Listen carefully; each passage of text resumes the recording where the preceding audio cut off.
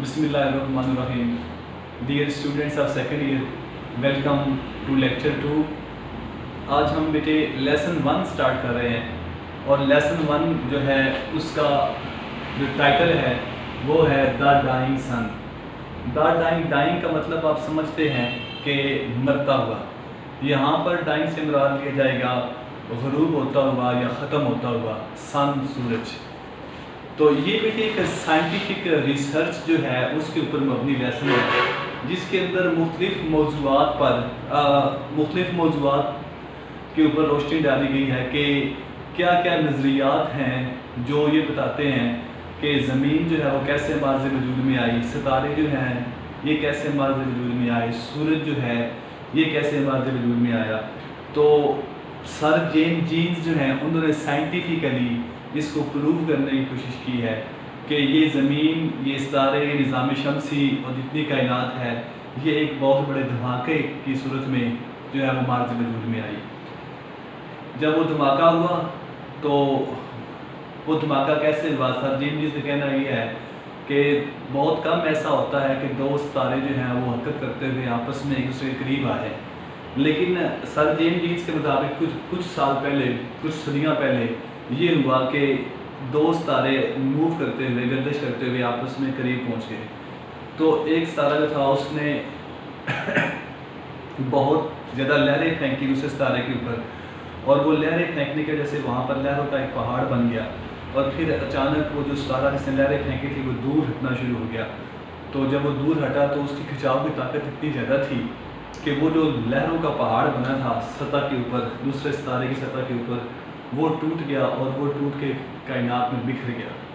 تو وہ اس طرح سے ہمارا نظام شمسی اور یہ ستارے سارے جو ہیں ماض وجود میں آ گئے، اور ان کا درجہ حرارت بہت زیادہ تھا. پھر آہستہ آہستہ وہ ٹمپریچر کم ہوتا گیا اور اس طرح زندگی جو ہے اس کا زمین کے اوپر، زمین جو ایک ستارہ ہے اس کے اوپر زندگی کا آغاز ہو گیا.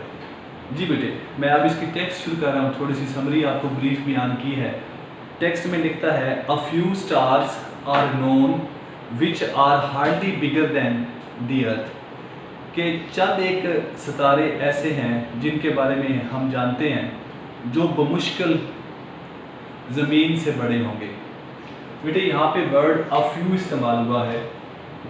A few ہم تعداد کو ظاہر کرنے کے لیے A few یوز کرتے ہیں. تعداد کو ظاہر کرنے کے لیے A few یوز کرتے ہیں. A few کو یا few کو ہم موڈیفائر کہتے ہیں. موڈیفائر کا مطلب یہ ہوتا ہے کہ جو اس کے بعد ناؤن آ رہا ہے یہ اس کے میننگ میں چینج لے کے آتا ہے. اب اس کے بعد ناؤن تھا stars, A few stars.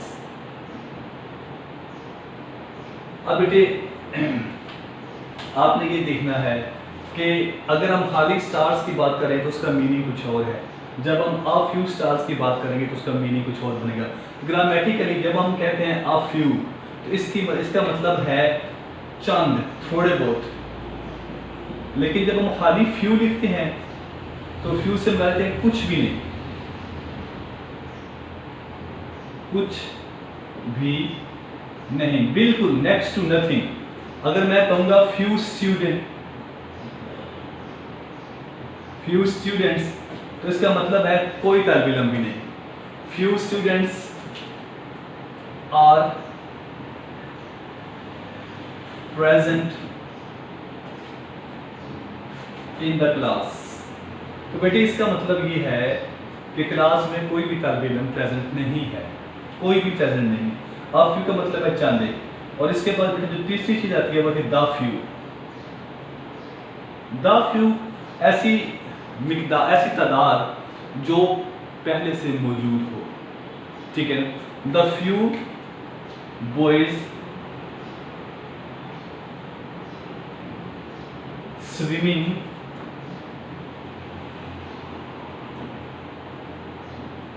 in the canal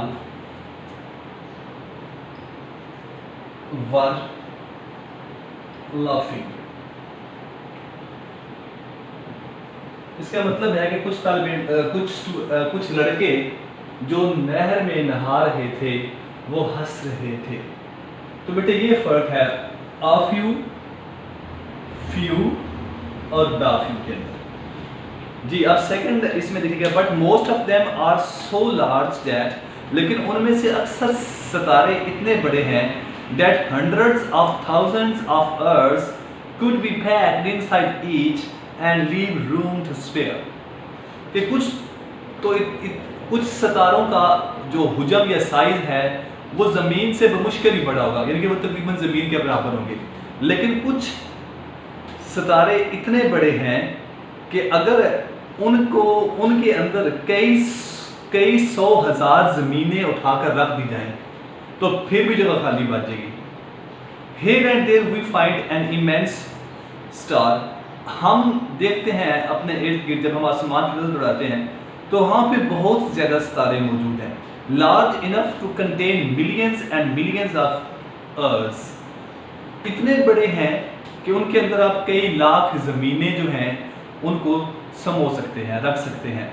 And the total number of stars، پہلے اس نے ستاروں کا سائز بتایا ہے کہ وہ سائز میں کتنے بڑے ہیں.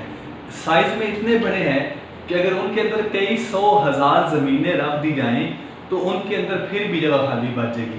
اب وہ ان کی تعداد کے بارے میں بتا رہا ہے کہ جو total number of stars in the universe is probable something like the total number of grains of sand in all the sea shores of the world.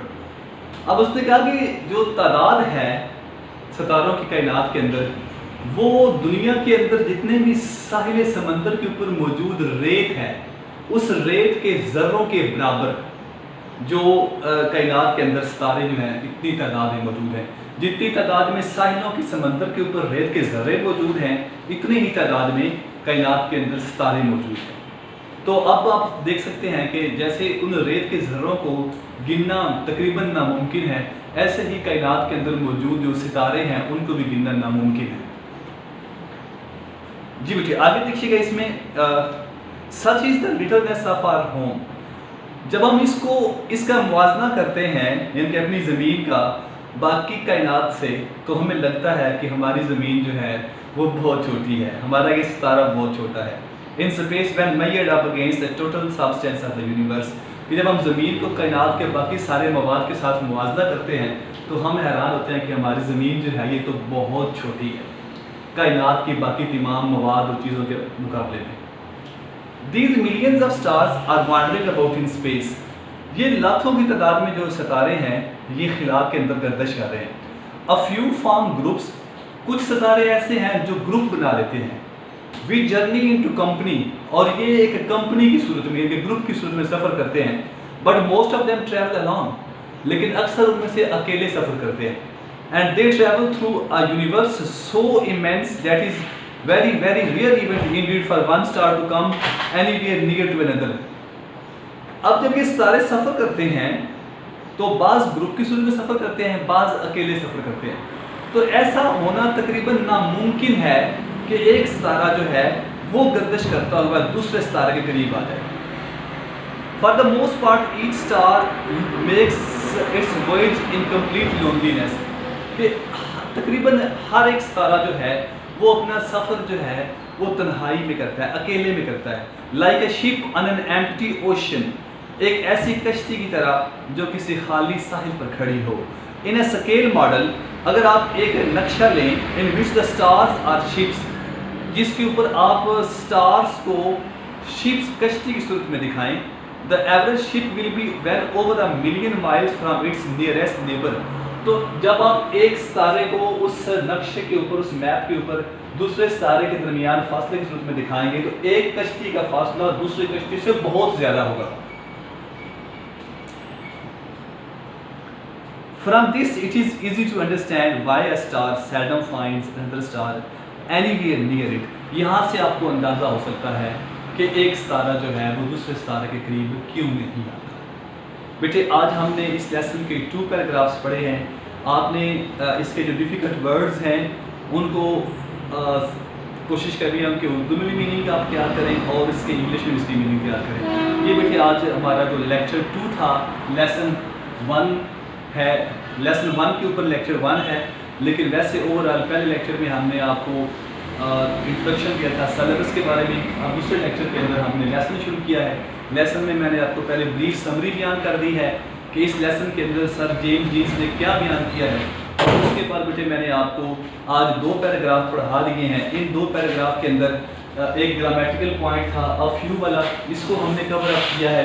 A few کیا ہوتا ہے، فیو کیا ہوتا ہے، دا فیو کیا ہوتا ہے، ان تینوں کے میننگز میں فرق ہے، اور اس کو ہم ٹیکنیکلی ٹرم میں موڈیفائر کہتے ہیں۔ موڈیفائر کا مطلب ہوتا ہے جو اپنے بعد آنے والے ناؤن کے میننگز میں یا پورے ناؤن کے میننگ میں کچھ اضافہ کر دے، چینج کر دے، اسے ہم موڈیفائر کہتے ہیں۔ تو بیٹے یہ آج کا ہمارا لیسن تھا۔ Thank you very much. السلام علیکم۔